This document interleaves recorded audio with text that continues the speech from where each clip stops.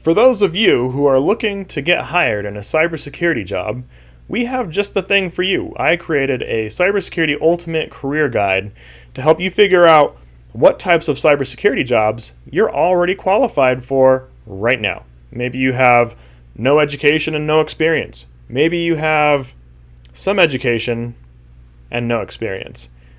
There's no such thing as no education with some experience, because if you have experience, you've been learning on the job. That's a very important thing to understand and to consider.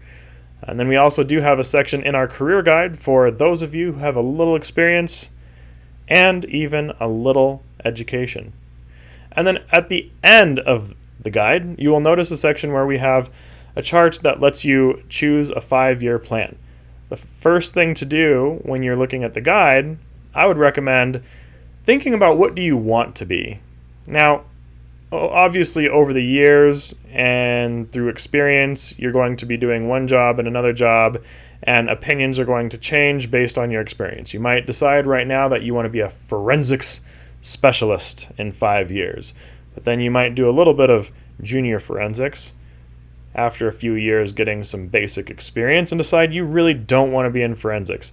But nonetheless, for the sake of the guide, if you want to try to figure out where to start in your cybersecurity career, think about where you currently want to be in 5 years and write that job position down. Now, there's so many jobs in cybersecurity that we couldn't include every single job opportunity available, but we have recommendations in our guide that you can get started with regardless of what you want to be within 5 years.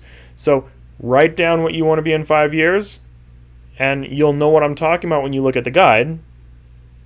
And then go back into the guide and look at where you currently are. Do you have some experience? Do you have some education? Do you have no education and no experience? It's just like I said earlier, we have sections for all of those categories so that you can figure out what you're qualified for now and then put that as your starting point. And then you can create a 5-year plan for how do you want to grow and expand your career. Because at the end of the day, if you don't know what you want to do with your life, it becomes a little harder to figure out where you even want to start. You could just go and apply to a bunch of random jobs, but if you know exactly what you want to be, it makes your interview process a lot easier. It makes all of your goals for the types of certifications and education you're trying to get easier, and it makes it easier to climb, get higher salaries faster. And what that's called is building a specialization. It doesn't mean that you have to know exactly what you want to be in 5 years and that it's okay for that to change. Originally, I wanted to be a public speaker. Okay, so I'm making a video, but this is not public speaking. I even went to school to learn how to be better at public speaking. And look at me now. I ended up in cybersecurity for 10 years. It's not, we can't always plan our futures, and it's not always going to work out the way that we thought it would.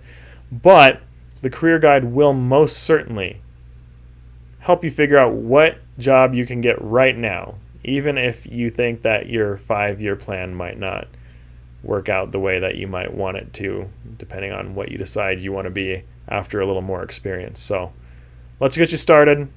Go ahead and get your career guide now so that you can figure out what job you actually want to get.